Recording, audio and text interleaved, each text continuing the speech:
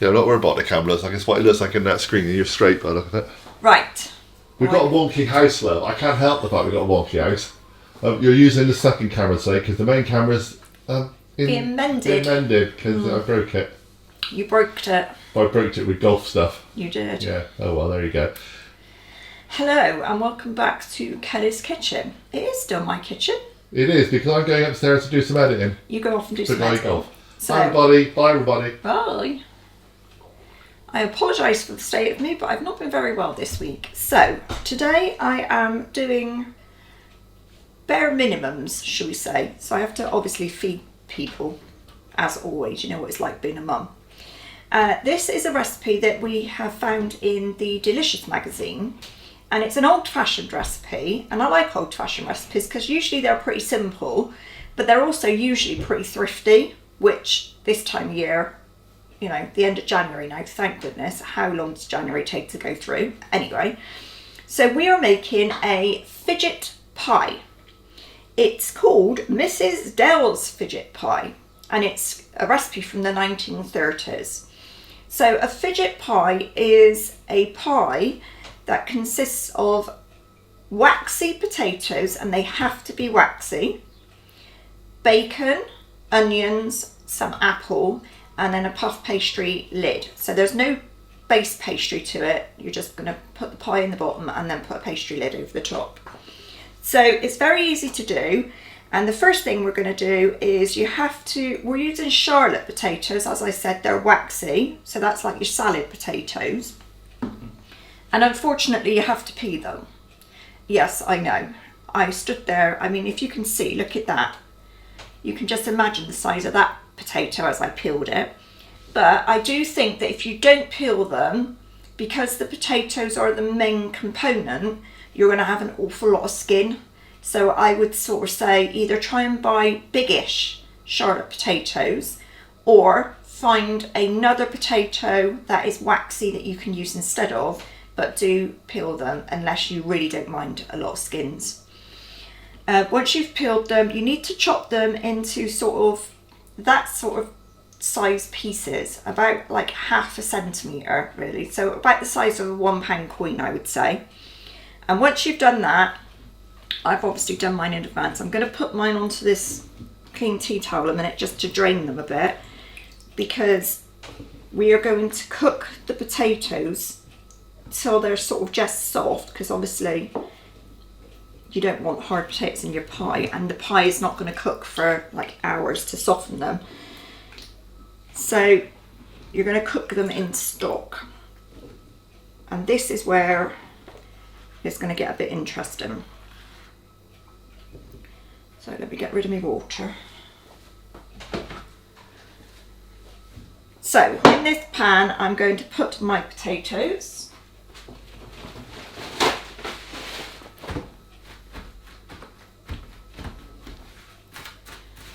They don't have to be dry, I'm just trying to take some of the moisture off. In they go into your saucepan.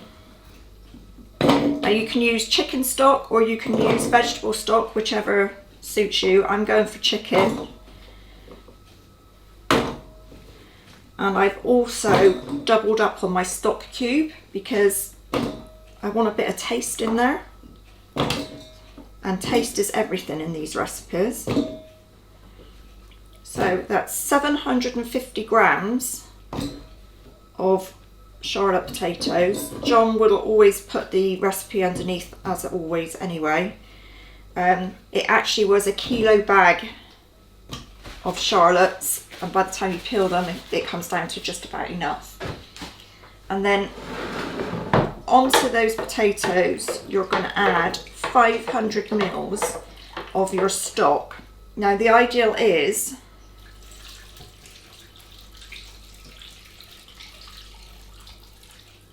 that your potatoes are just about covered with the stock, and they are literally just about. Now you don't need to bring this to a rip-roaring boil, but you do need to bring it to a nice simmer, and then we're going to cook it for about 8 to 10 minutes until the potatoes are just going soft. If you boil it too hard, you're going to evaporate, and you don't want to evaporate because we're going to use this stock after as well. So try and sort of do it a bit gentle. I'm going to put it on the hob and I'll be back in 10 minutes. Okay, so my potatoes are cooked and I have set them aside still in the stock. The next thing we're going to do is we are going to take a frying pan over a medium heat. I'm going to add a little splash of oil, not much, and we are going to fry our bacon. Now the bacon needs to be smoked because you need to have a little bit of flavour. Obviously if you don't like smoked, fair dues.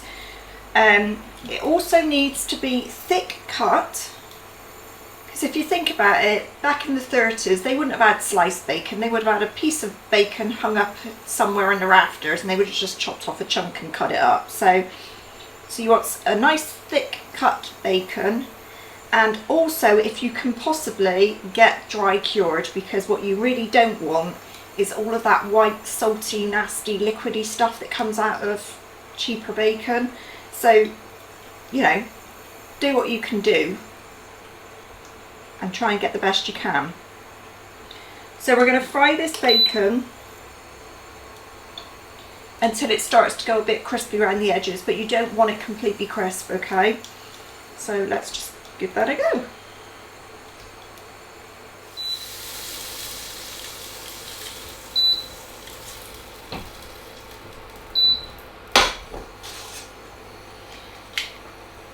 Right, so that's the bacon done. Now I've turned the pan down a little. I'm going to add a tablespoon of oil,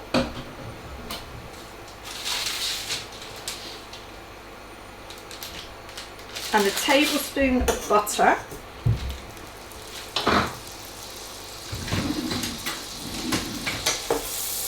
melt those two together.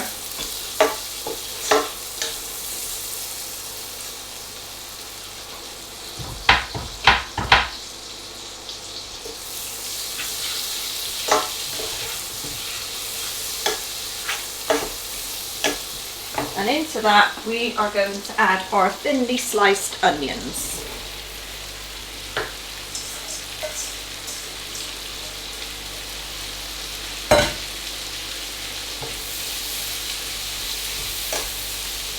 Now they're going to get a bit of colour on them because obviously there's the remnants of the bacon fat and stuff that are in the pan. If you don't want that, then obviously clean your pan out or use a different pan, but as I said before, it's all taste.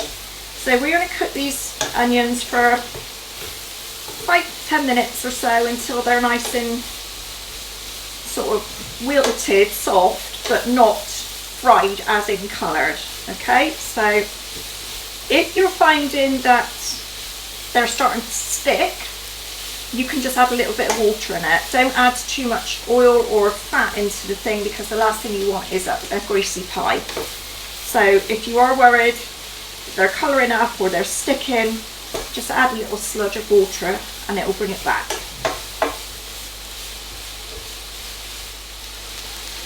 So I'm going to add a little bit of water into mine, probably just over a tablespoon. But it also creates some steam, and the thing with sweating onions is it's a time thing. I always thought I knew how to sweat an onion, and I couldn't understand how people said it took so long until I really turned the heat down one day and did it properly, and there is a massive difference. So the thing with these onions is we want them to be soft and golden, but we don't want them to be crispy. Okay, so we are sweating them. The water that you've added will evaporate, but it will also help the natural sugars in the onions come out. So do it how you like, but we are sweating onions, not frying them.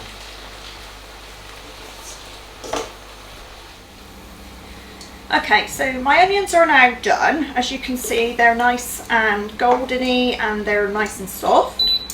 So the next thing to do is to add a garlic clove. Now, it needs to be sort of squished really, or finely chopped.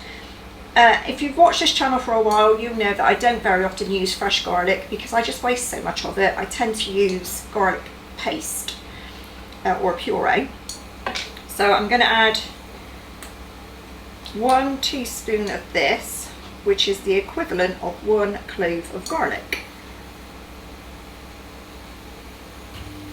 There we go, in it goes.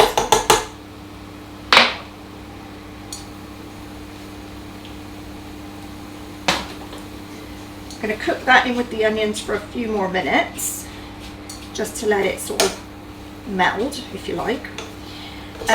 Whilst I'm doing this, I have now started to preheat my oven. It's at 180 fan. If you don't have a fan oven, it will be 200, and if you're on gas, it's gas mark 6.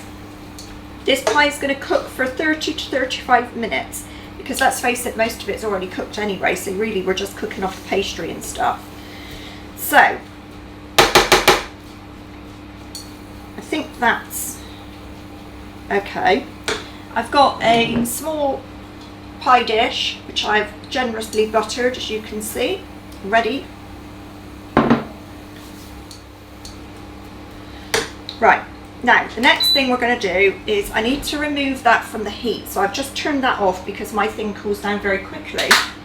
And the next thing is you have to take a large eating apple. Now I didn't have a large one, I've just got sort of 2 normal ones. So we need to peel, core and finely chop these, and they're going in with the onion mixture. So I'm going to crack on with that a minute and then I'll be back.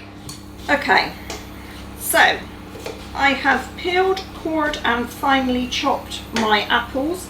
It doesn't really matter if they're that shape as long as they're thin. What you don't want is chunks of apple. So you can cut them like that, or you can cut them into little matchsticks, it really doesn't matter. In the apples go to the onion mixture, like so, and we're going to give that a good old mix around.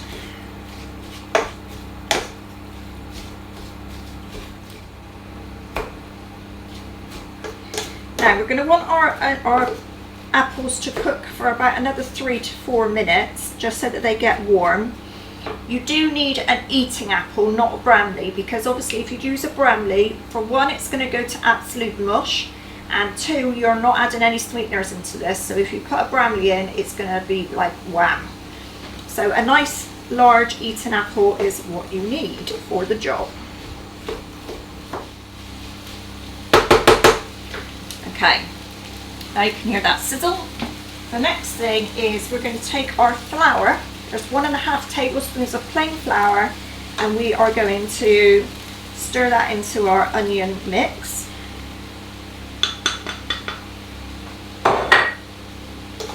Give that a good stir around because this is going to thicken up our sauce. I'm going to let that cook for a minute, but whilst that's cooking, we're going to season with salt and pepper. Obviously, depending on what stock cube you've used, be careful with your salt. I tend to use Knorr, and they're not too bad. But if you use something like an OXO cube, I find those are really quite salty, so just be careful.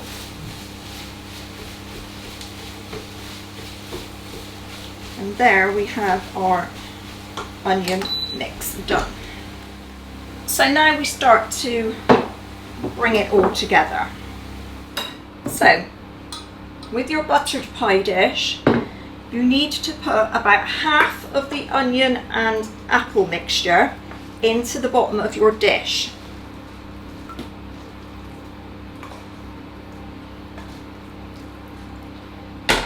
And spread it.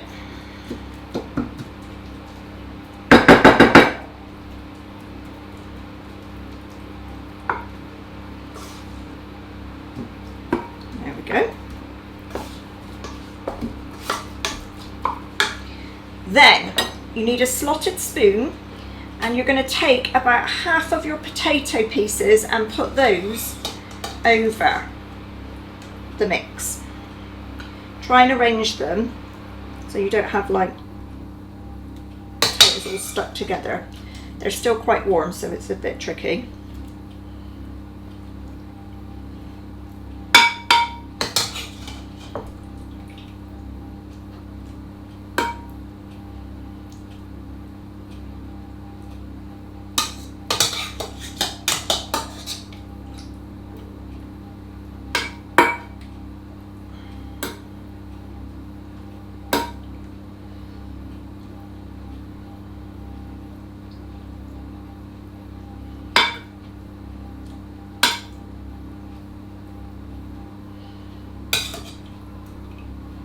There we go. And then you want about half of your bacon pieces, and that goes over. Try and, as I said, lay it out so that you've got like a nice layer. And then we go again. So the other half of our onion mix. Maybe try and blob this around a bit this time because you're going to have a trouble spreading it. Then the other half of your potatoes. And last of all, another layer of your bacon. There we go. And then into that we pour what's left of our chicken stock or your vegetable stock.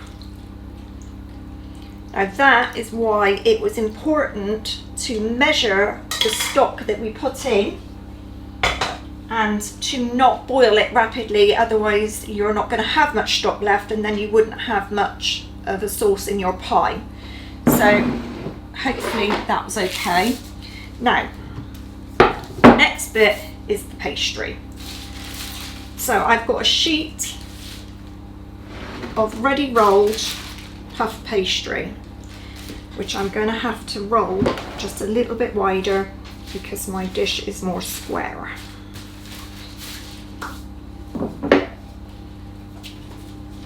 Fold it onto your pin, like so, and then over your pie, like so.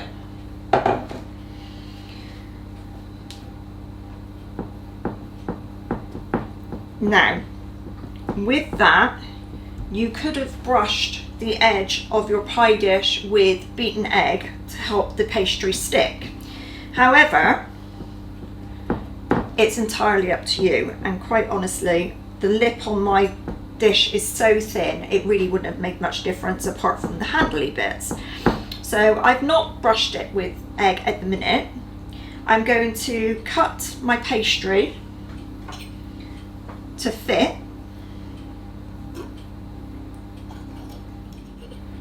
Like so.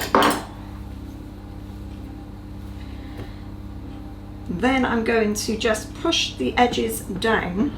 I mean, you can crimp this with a fork. Actually, look, let's do that. Let's crimp with a fork.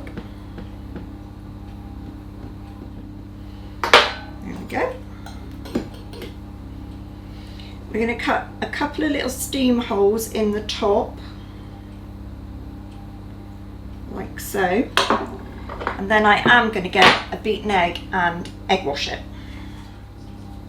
When you egg wash a pie, try not to go over the air hole that you've just created, otherwise the egg will actually seal it and then you'll seal in your steam, which is counterproductive. There we go. So, pie is complete and ready to go in to the oven for 30 to 35 minutes until it's nice and puffy and golden brown. Now, the benefit of this is you can see the layers because of my glass dish. So that's what we're aiming for. So I'm going to put this one in and I will see you when it's cooked in about half an hour. So there we are. Our pie has been in for 30 minutes, as you can see. I don't know if you can see because it's in a glass dish, but you can see all of the sauce that's bubbled up inside. which was that lovely stock that we added, that we cooked our potatoes in. Lovely down here. I'll give it a little close up for you. There you go. Yeah, there you go. It's all bubbling. It smells wonderful. It's very hearty, so this is going to serve 4 generously, and I would say probably 6 if you weren't. Yeah, 4 rugby players, I reckon. Yeah. 6 if you weren't so generous. Obviously, it's got potatoes in it, so you're not really going to need more carb with it. But we are going to put some vegetables with ours for our tea tonight. So I hope you liked it. I hope you try it. I hope you subscribed. If you haven't, please do. It really helps us along. Give us a thumbs up if you do like it, and come and join us again really soon on Big OGGIE World to see what's coming next. I think John's got a lovely pork recipe coming up. I have slow cooked pork recipe. Yeah, we do love a slow cooker, and we've got a nice slow cooked pork recipe coming up. So keep an eye out, hit your notification bell so you know when we are around, and we will see you all again really soon.